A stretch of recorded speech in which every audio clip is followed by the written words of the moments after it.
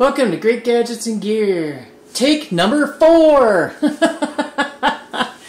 I don't know what's going on. My camera starts freaking out. Then the sound starts freaking out. Then I shoot the video and YouTube rejects it, saying processing error, which is a new one on me.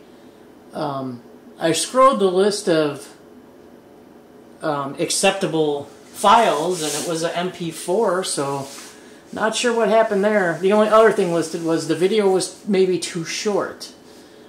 Okay, so I wonder what the shorts are. I thought those were only like a few minutes, so I'm kind of over that, so I'm not quite sure. So anyway, here we are back again. We're going to give this another try. Okay, so this is just a concept.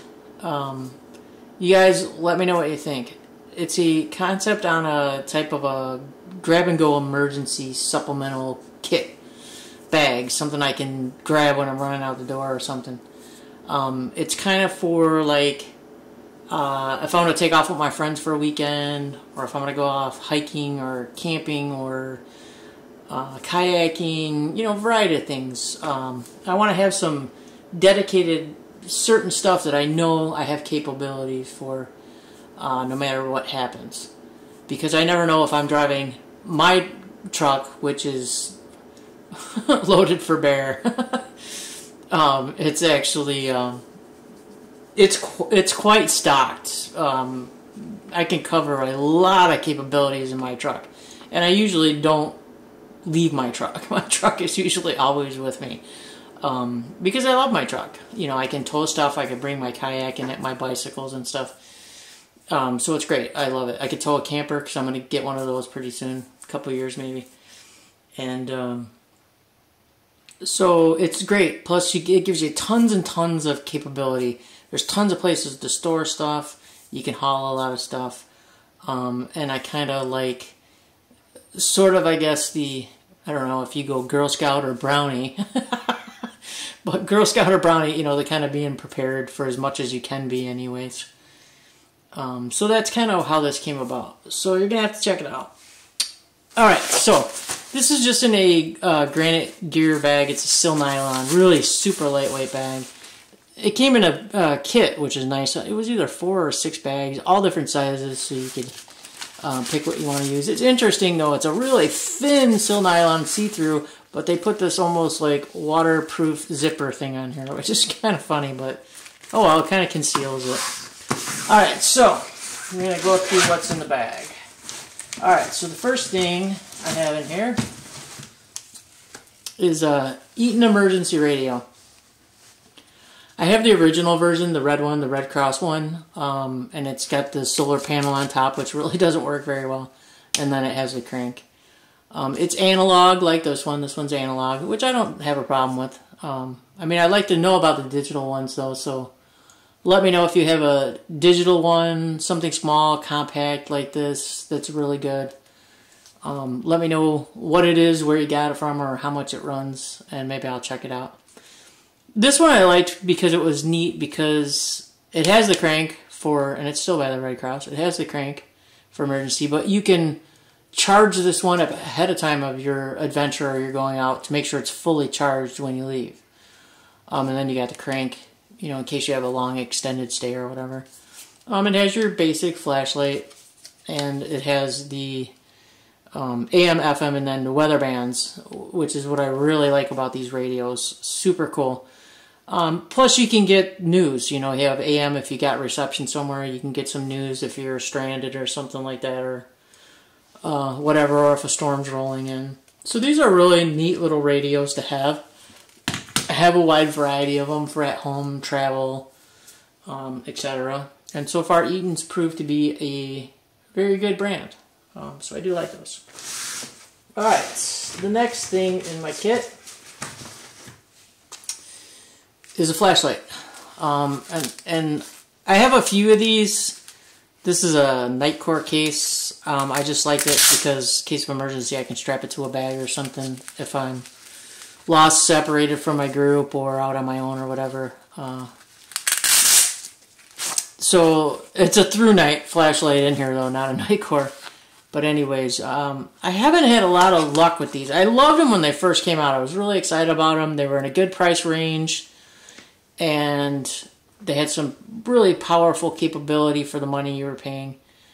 The problem is I've had a few through nights that just didn't last. I hit a really short one. I forgot the model number for it. Man, I loved it. It ran off a CR123, and it just died. And by the time I realized it died and everything else, and I contacted them, they discontinued it. I don't know why they discontinued it, but I was really disappointed because, man, the thing had a lot of lumens for such a real small flashlight.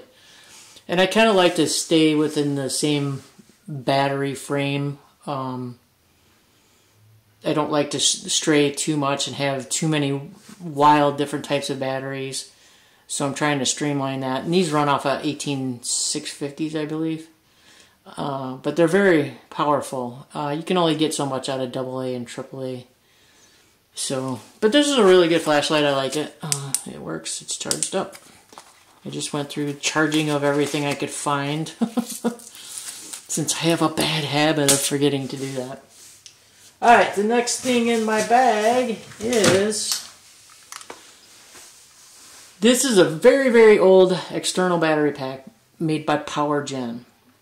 I don't know if this company is still out there or not. I have to check it out. This thing is awesome. I totally love it. I've had it for a really long time. I have no idea the capacity of it anymore because it's worn off.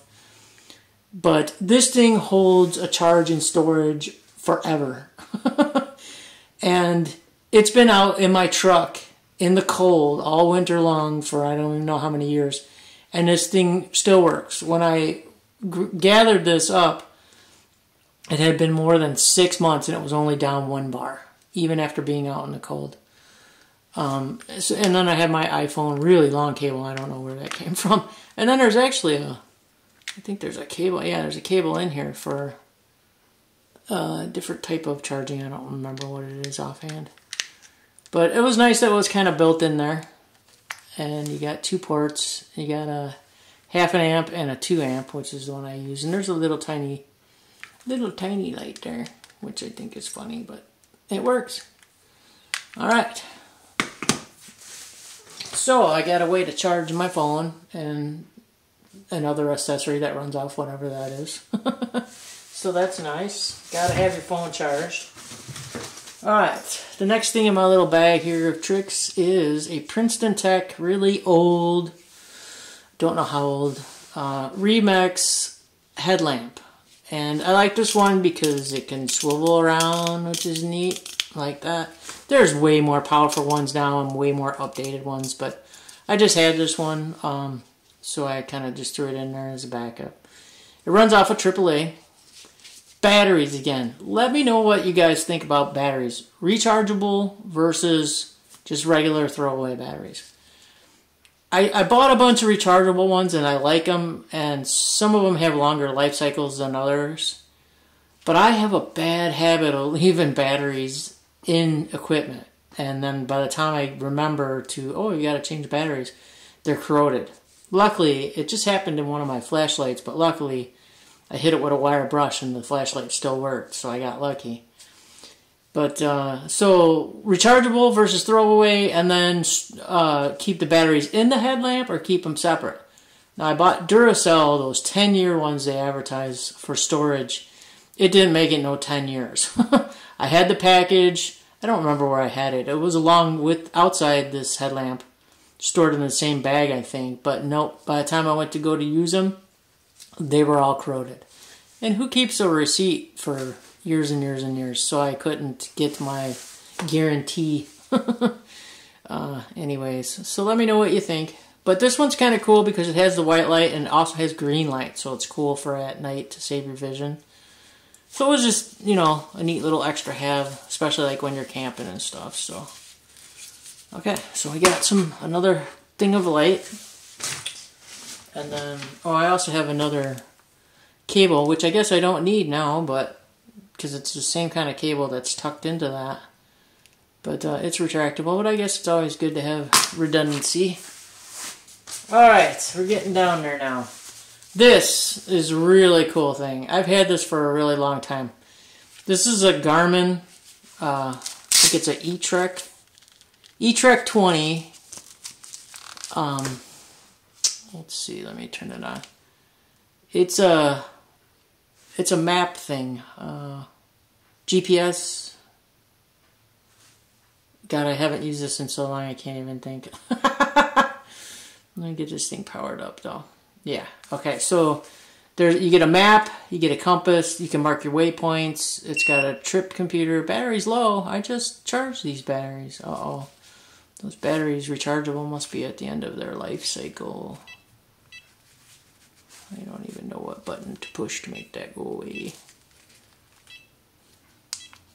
Okay, so anyways, so you got a map, where to go, recent finds, photos, tracks, routes, coordinates, and waypoints. So, and you can see these are some past trips that I've done with them. I like this thing. There's way more modern stuff now and probably has better capability, better battery life, better. But I already have this, so why not utilize it? I bought this years ago for my mountain bike.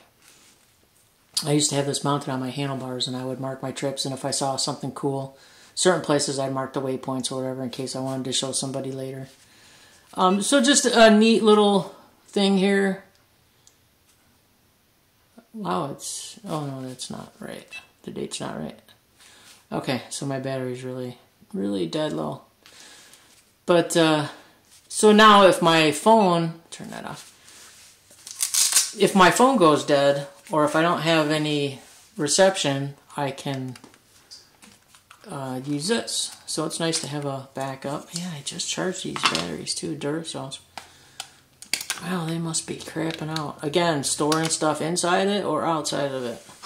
I just want to make sure that I always have the batteries so I can use this stuff. And that's my fear. If I don't have the batteries actually inside the thing, then I'm going to forget them.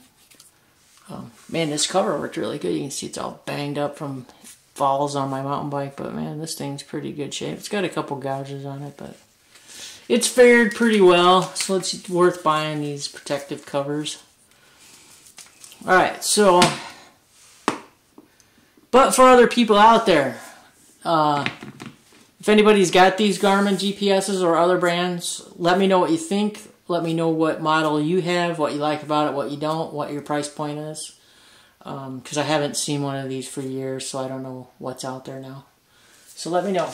Okay, hopefully my battery's not going to die here on my camera. Alright, so the last thing in there is the Garmin InReach Mini. This was a recent purchase, and I really thought this was a great idea because I do a lot of solo trips. And it has SOS, the capability to get, help, search and rescue, and you can send text messages in case your phone dies. The subscription thing, monthly subscription plan for these are kind of high.